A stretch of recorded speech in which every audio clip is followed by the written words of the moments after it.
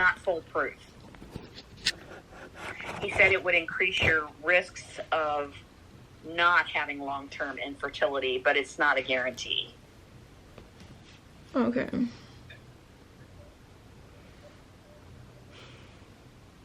What else? So that's what I'm waiting, because Thursday I find out exactly, like, going through the process of trying to get the harvesting thing done. Okay, Thursday's your appointment with that? Mm-hmm.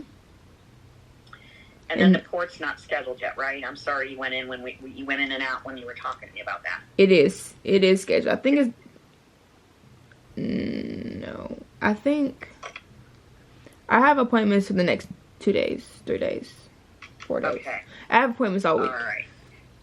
So yeah, I bet you do. All right.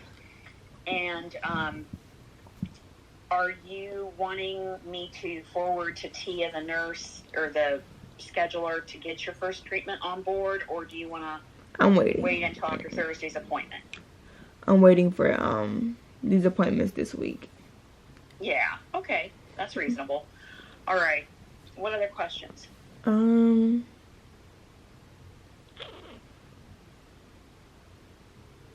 think that's everything for the moment. So I'll send you all this stuff in writing too, so you'll have it. Mm-hmm. And it also has my phone number on there. So if you look over and you have questions about the stuff that we talked about, or you forgot to ask something, you can get back to me and I'll call you between people. Do you have a minute? And I'm going to put Stacy, the social worker, on the phone with you just to kind of say hi, so you know what she looks like. Yeah, what does she do? What is her? She has a lot of cool stuff. So she helps people with a variety of things, and she'll explain that to you better than I can. But she works with people who are having, distress with this kind of diagnosis, because it is upsetting. She can help sometimes with bills and things like that. She's just meant to be a support person for you. Okay. Do you feel open about talking with her for a minute, just so she can introduce herself to you and let you know what she does? That's fine. Okay. Mm-hmm. Do you need anything from me before I turn the phone over to her? Honestly, would I get a doctor's note for today? I try to keep up as much. Could you get a doctor's note for today? Mm-hmm. Sure. Okay, because I did have class at 1 o'clock. Yeah. Okay, that's fine. Well, that works. Right. Of course. All right. Let me go get her. Hold on just a minute. Mm-hmm. And that letter will come to you through my chart, okay? Okay, and how do I register for that? I've been trying to get access to my chart. It's asking me for... So probably what I'm going to do, since you're kind of not having access to that, is I'll send it to you through email. Okay. Okay? Because there's a thing on there that'll tell you how to get my chart, but it takes a little while to get it because you have to go through security and stuff. Okay. So there's a number that you can call. I'll look for that while Stacy's talking with you. Okay. All right, hold on. This is Stacy. This is Heavenly. Hi, how are you? I'm doing great. How are you? Good. I actually talked to your mom last week, so I have by phone met her, but I just wanted a chance, since you are really who's important, get a chance to talk to you and just see how you're doing with all of this. I heard Kelly give you a brief summary of kind of what my role is. And part of it was why your mom had reached out to me, was some of what I do is just resource management kinds of things. Mm-hmm. Your mom was asking about like hotels or places to stay if she was going to stay overnight. And so that's what I gave her. But, sometimes people you've got your insurance. Does your mom help you financially, or are you working to pay your own bills? Initially I was working to pay my own bills, but now that all this is going on, they're definitely helping me a lot. But Okay. I definitely, because I understand that they have their own things as well, and Okay. I don't want to be completely selfish, and I feel like that is kind of selfish.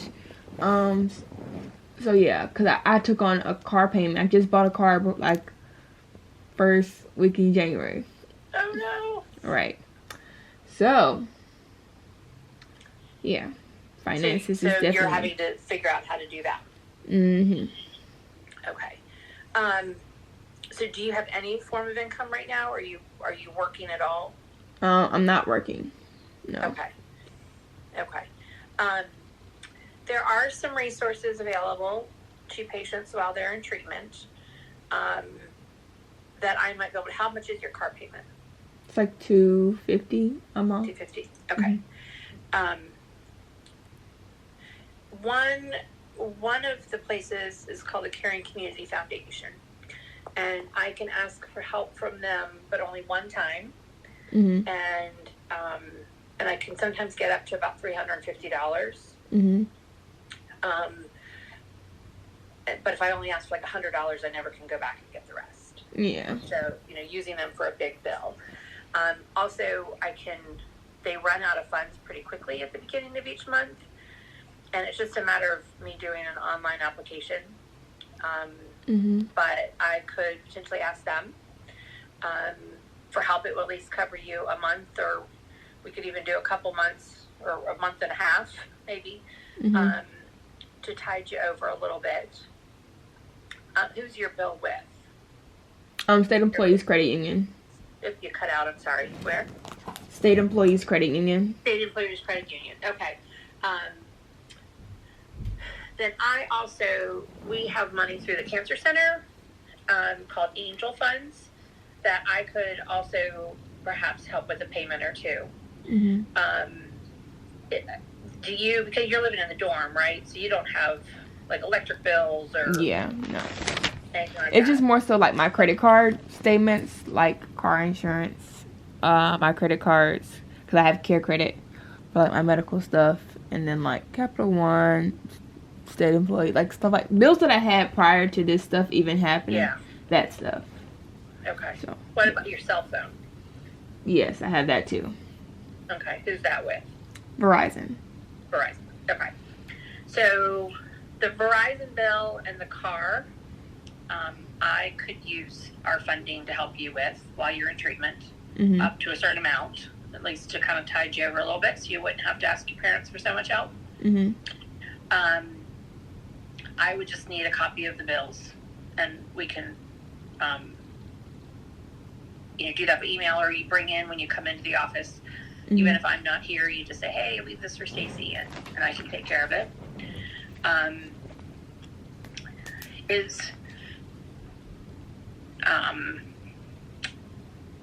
Just putting gas in the car to get back and forth to all your appointments? Just having...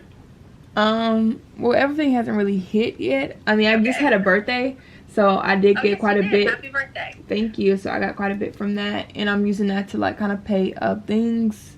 Okay. My credit card limits did get a little high, from me not working, because I stopped working in January, and so adjusting to bills without a job is definitely new. Did you stop working just because you're not feeling good? No, I stopped working because I was trying to transfer to the one in Durham. I was working at FedEx Ground in Concord, and of course I was making quite a bit of money from there, and then I was going to just transfer to one down here, and if I couldn't find one, just get another job. Okay. Okay. Did Kelly talk to you? Will you be able to drive yourself back and forth to your appointments? She said I would. She said all my my treatments I should be able to drive myself. She said it wouldn't affect me, my driving. Okay. We do have gas cards. Mm-hmm. They're 2 BP gas stations. I know they're not as common everywhere, and sometimes their gas isn't the cheapest. Mm-hmm. But and are you living kind of near downtown? Where are you? Yeah, I'm like closer to downtown, so I'm like 8 minutes from downtown. So yeah. It may only be $5 or $10, but every time you come, whether you're coming to see Dr. Kritz and have lab work, or you actually come for your treatment, you could ask for a gas card. Would that be helpful? That would definitely be helpful. Okay. So when you come, when you check out, you just say, can I have my gas card? And your name's going to be on a list. That's all you have to say, and they'll hand it to you. Okay. They won't remember to give it to you. You have to ask. Okay. But but you can have one every time you come. Okay, so I'll figure that out. I'm guessing because you're not that far away, it's probably going to be about $5 each time. But if you come multiple times in a week, you can get one each time. Does that make sense? Yes, that makes sense. Okay. So that's kind of some of the logistical kinds of things. And then just the other part is just know that I'm here to support you through this. You're only 23, and here you are having to deal with all of this. Yeah, and I got 22 credit hours. And your mom said you're trying to wrap up and graduate. Yes, ma'am. So you've got a lot on your plate. So just know that we're all here to support you outside of your family and friends. There are support groups, or even I could connect you one-on-one with. There's organizations that kind of give like peer-to-peer support. So talking to somebody else that's similar in age and diagnosis as you, kind of a phone a friend kind of thing. If you find that would be helpful, just know that the support's there, whether it's me just stopping by and visiting with you, sitting in the chair to see how the day's going. The nurses are great. So you've got a good team supporting you. Okay? It's just you letting us know what you need. Alrighty. Okay. And then the last thing I was going to mention is do I understand you're going to go to UNC for the egg harvesting? That's what they suggested me to go to. Okay. That's the only thing they suggested. Okay. When you go, I know that, it's expensive.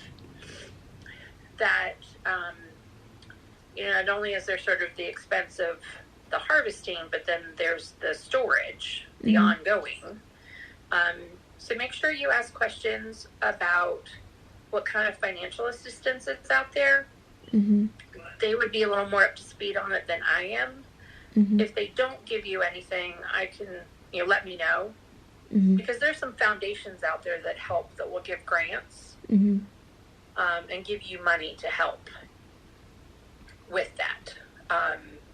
So just, if the finances are partially why you're kind of questioning, like, should I do this or should I not do this? Definitely, because she told me last time that I met with Dr. Kritz that it was like $500 to start.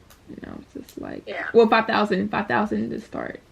And I was just like, yeah, it's kind of a lot. Yeah. So I think talk to them because they're the experts and know all the resources. But I do know that there are some foundations out there. I haven't looked at them in a really long time, so I don't know if there's anything newer or more up to date. But UNC would, by going there to their fertility clinic, would be able to help point you in the right direction if there's any resources available to help cover it. Definitely, because that's the most thing that's been real heavy on me. Is being able to have children. So I definitely want to have my own family. I really don't see a point of going through all this and still won't be able to have children. So. Well, and that's not something that you expected to be thinking about right now. No, not at all. Yeah. So we want to figure out how to do what we can, whether it's just through, the medicine to help try to keep your fertility intact, or if there's, by doing the egg harvesting. But if you can't then keep them stored, if it's going to be 10 years from now that you can meet Mr. Right and decide to have a family, the eggs have to be saved somewhere. So that's where the added expense gets there. Yeah. So, that's always a hard part of, hey, you've got this diagnosis, and now we've got to talk about that you might have a baby someday. So I'm sure that is heavy on your heart, and I'm sorry about that.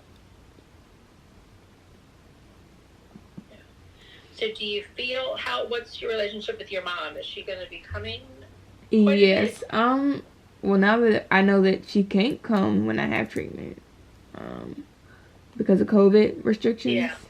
Because that's what she was coming up here for, was for COVID. To come and sit with you? Yeah. Okay. So. Yeah, when she and I talked, it almost kind of, she was worried that, if you are having, some days afterwards where you're feeling really sick, or, that because she can't stay in the dorm with you, was kind of thinking where could you all go so that she could be there to kind of take care of you when you're not feeling good. Yeah, that was a concern for me as well, because I started to get to the point where I thought, like, okay, maybe I should go home. I do have, like, a church family here that adopted me, and they said they were willing to help, but taking me back and forth to treatment. But if I can't even have anybody just simply sit with me, that concerned me as well. Unfortunately, we can't have them come and sit with you. We usually are allowed to have one person go back. Certainly, anytime that you are in your appointment with Dr. Kritz, if you want your mom to be hearing what's being talked about, just to have another set of ears, he's fine if you want to call your mom to, like, listen in on your phone, or they can call her, conference call her in. So know that at least when you come for your doctor appointment kind of things, that she could listen by phone.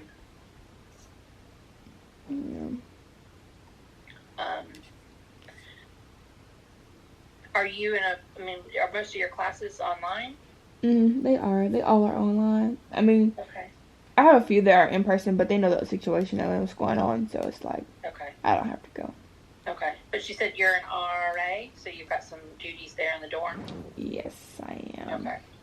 Okay. So I was going to say, could you, go home for a few days and kind of crash on her couch and let her wait on you? Or would you be able to step away from your responsibilities there in the dorm?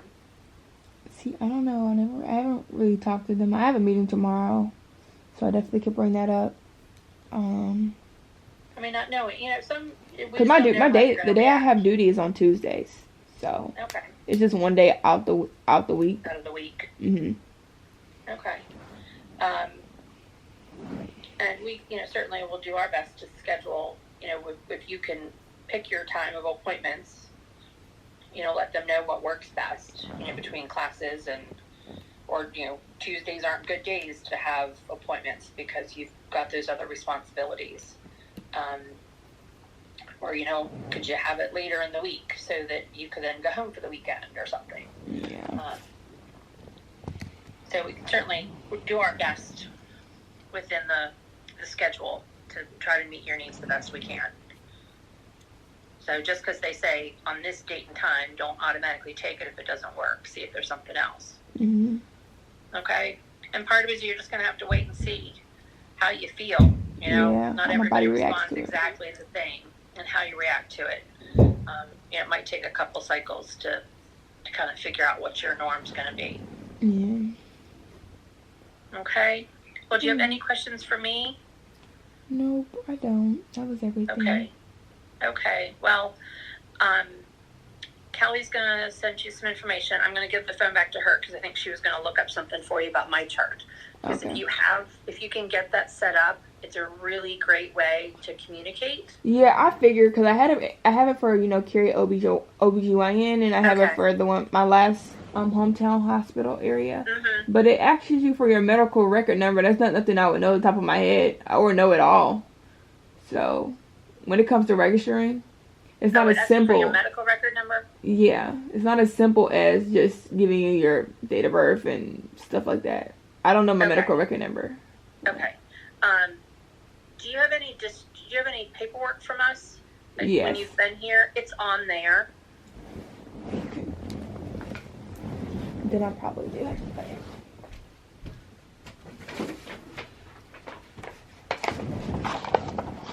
It's probably on there.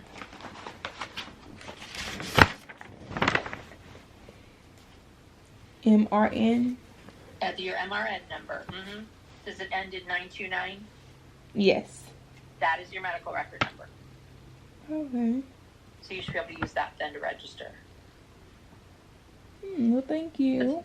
But that way, even if, it's 10 o'clock at night and you've got a question, you can just send off an email to Dr. Kritz and we'll get it. So, it's an easy way to kind of communicate back and forth. If it's not urgent, certainly call the office if you're feeling really bad and want to talk to the triage nurse. Yeah. But you also then, by being in there, your experience with other places, and then you also can, read his notes. You can see lab results. Yeah. You can kind of see what's going on. Are lab results released immediately, or does they have to review my doctor before me to see them? You probably reviewed. Okay. They probably review them. Or like if you have scans and things like that, that would be,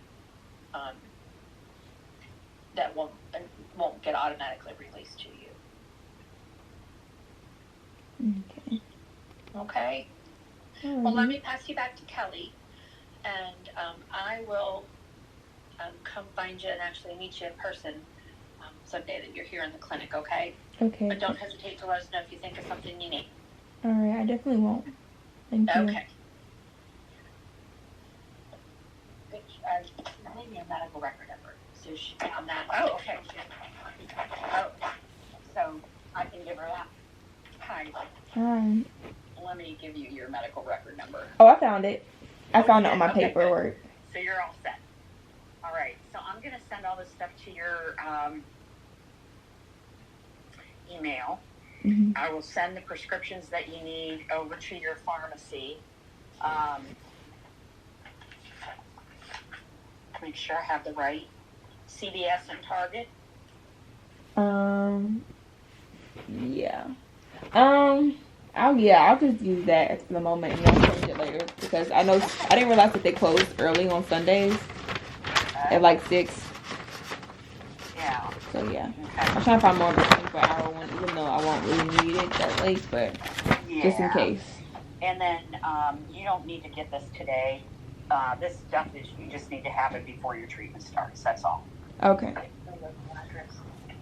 Oh, I'm supposed to your local address, Heavenly, because we only have you listed as with your Salisbury address.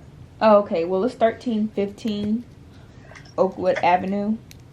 1315 Oakwood Avenue. Raleigh, North Carolina. 28. Let me type it in because I don't know about her. That's what I did it.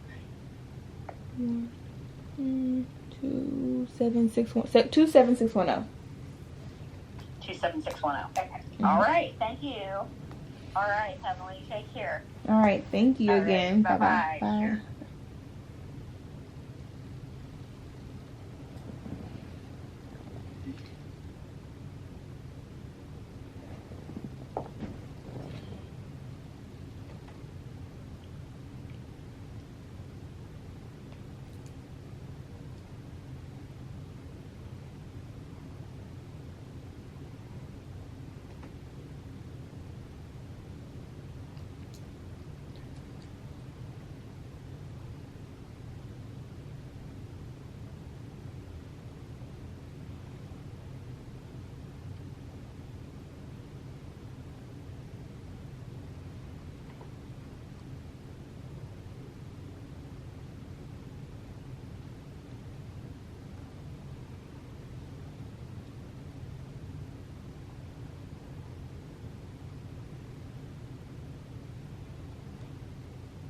Boy.